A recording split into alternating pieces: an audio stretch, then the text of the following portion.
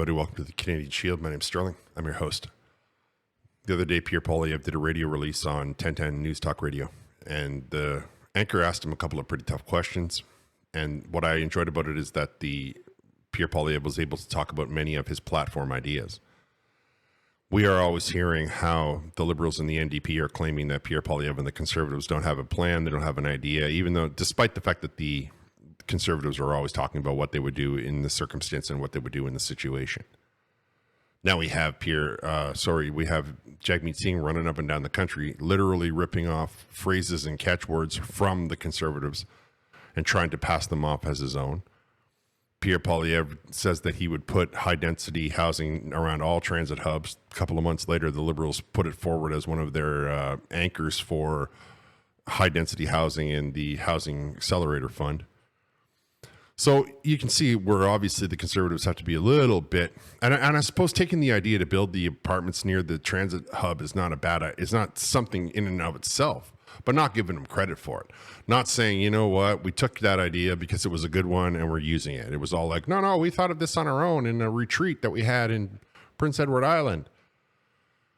My issue with it is that they didn't give him credit where credit is due. I mean, that's the way the world should be revolving. Before we get into this, I would encourage you to like, comment, subscribe, hit the notification bell, and share this channel with all of your socials. I have an open GoFundMe so I can upgrade my equipment because I need some equipment. And I have memberships, which I always enjoy. Any assistance that you want to offer me, any support that you would like to offer me, I appreciate. Okay, so the first question is about the assassination.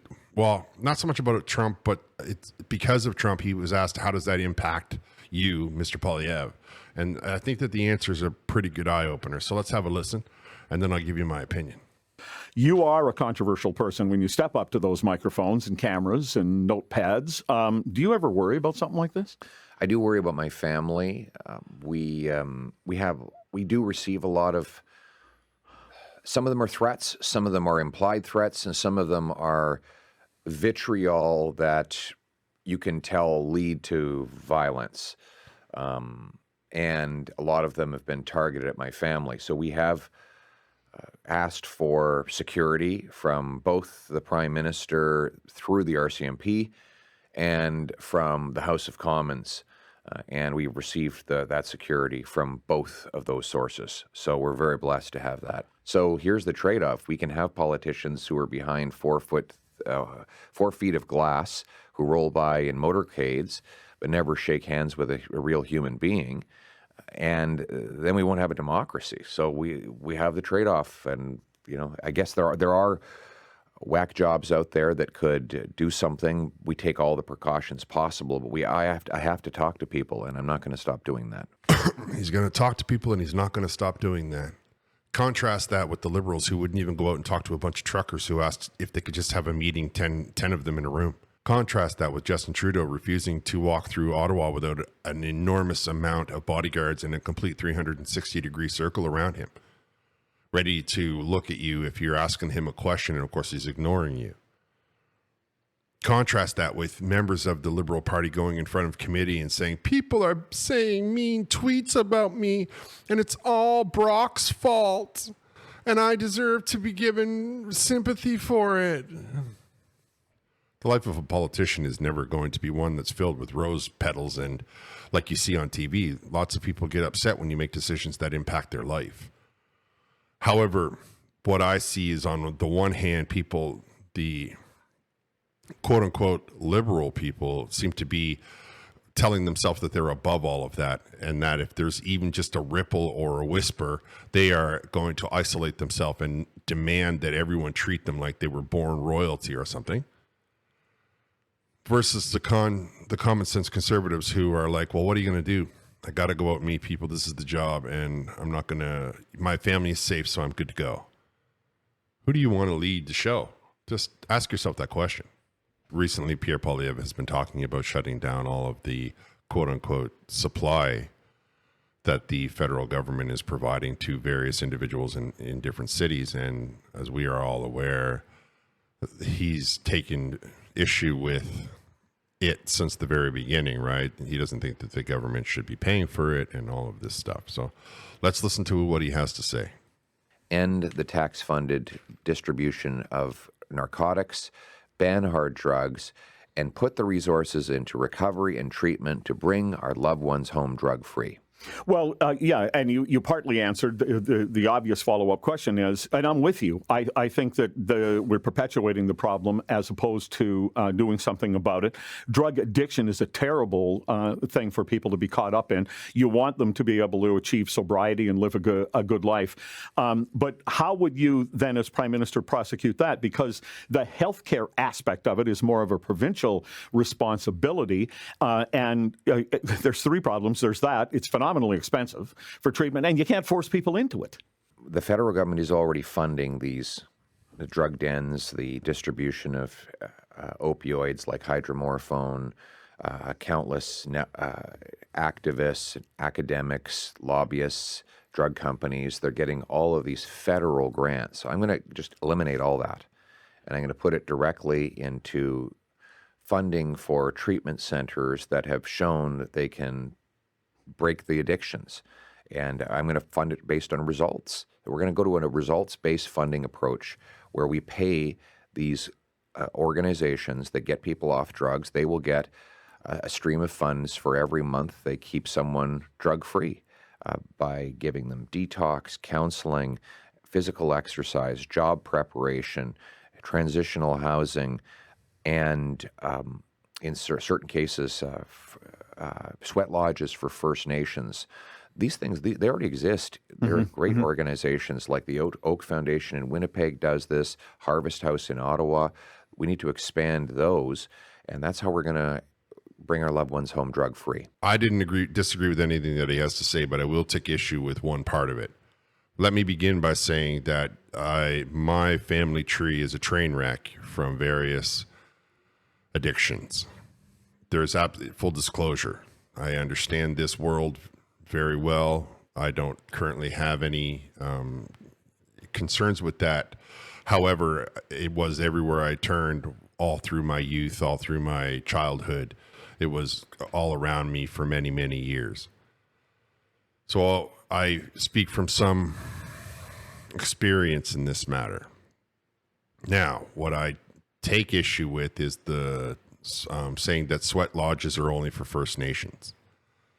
There are some that would argue that they were brought to Newfoundland at 900 because of the sauna. We call it a sauna in most of Europe, right? Especially in the Nordic countries. Now, some will argue it comes the other way, but he came to Newfoundland and learned it and he brought it back. It's irrelevant. What is relevant is that in these northern countries of Europe, they use saunas all the time, and then people come out of the sauna, and we all see the videos where the TikTok or whatever videos where they jump in the ice cold water.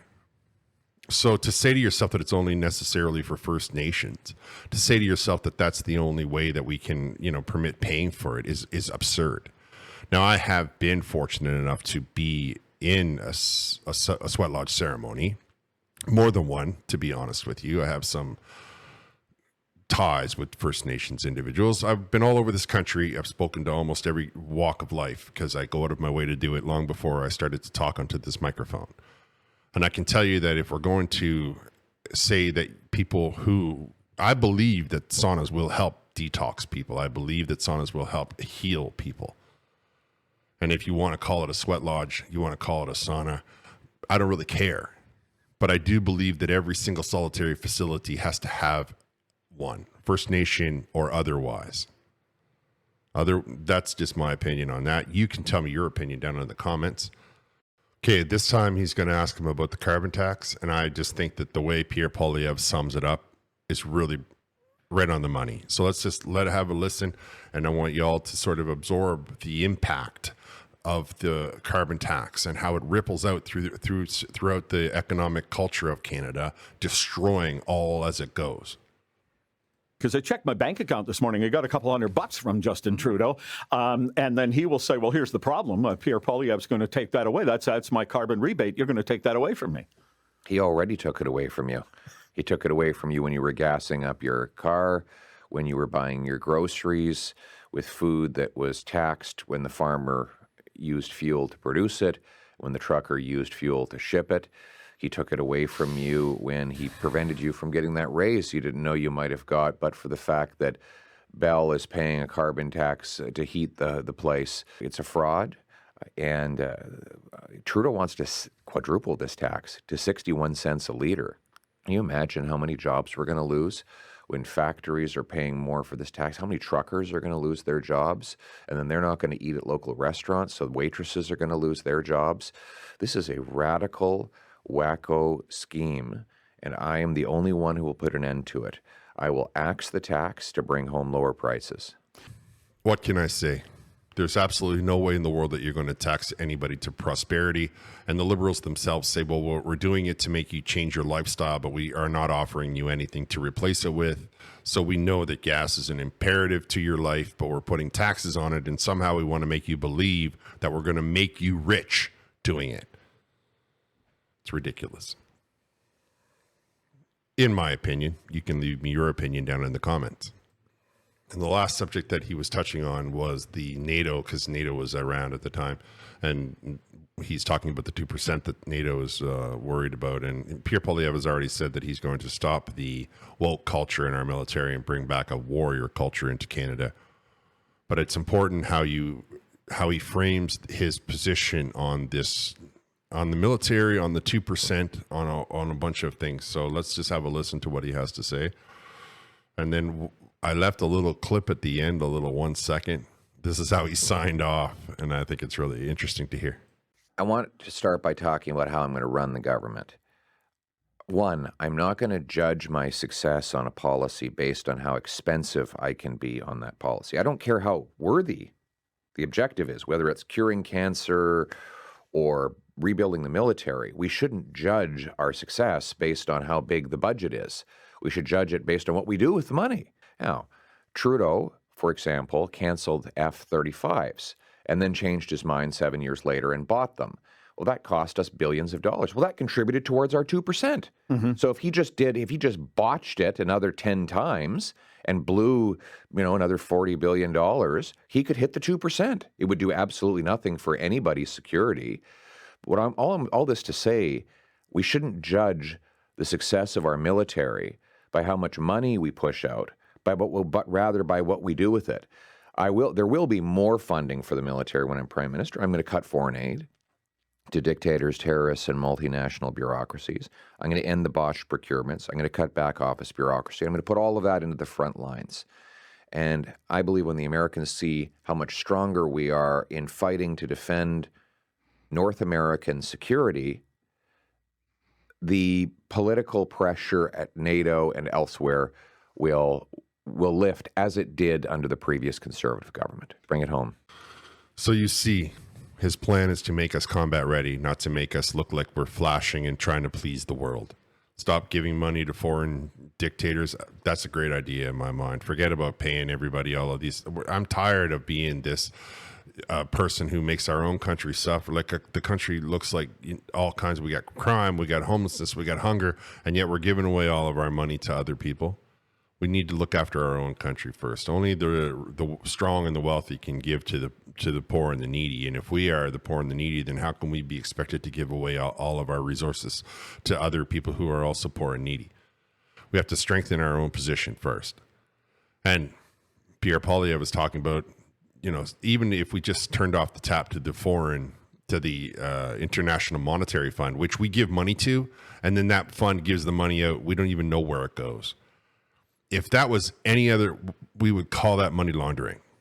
If that was a criminal, we would call it money laundering. So I don't like the idea of us giving our money to a foreign financial organization, and then we don't know where it goes, just vanishes into their system, and their system dolls up money as they see fit. That's not a good way to spend our money, in my opinion. However, making the frontline soldiers stronger is, of course, absolutely what's necessary, because you can have all of the pretend you want, but when you win, it's boots on the ground. They tore Iraq to pieces, and yet they still were there for many years because of the boots on the ground. Afghanistan, again, boots on the ground. it was the boots on the ground that they were held back, but it doesn't. That's not the change the point that I'm trying to make. The point that I'm attempting to get you to understand is that for all of the might, it was the boots on the ground from the opposite, from the Afghanis, from the Iraqis, that were holding the ground. And no amount of missiles was changing that. It's boots on the ground. So making the frontline individual stronger, making that frontline individual confident, making that frontline individuals feel that they are looked after by their government and by their military is absolutely the only way that we're going to find strength and success. We have an infrastructure issue as well, which I will cover in a different video. I just wanted you to hear from his own voice, from his own words, how he's attacking these issues concisely, clearly. He's not promising billions of dollars to everybody. He's not telling you that every problem is going to be solved by every other solution. He's telling you, I got these ideas for these problems, and we will talk about it when I get there. Now, the only thing that stands between us and having this election is Jagmeet Singh. So put the pressure on the NDP is really where we got to go to next, I believe. That's my opinion. You can leave me your opinion down in the comments. All right, I'm going to wrap here. I want to thank you all for listening. I'll talk to you next time.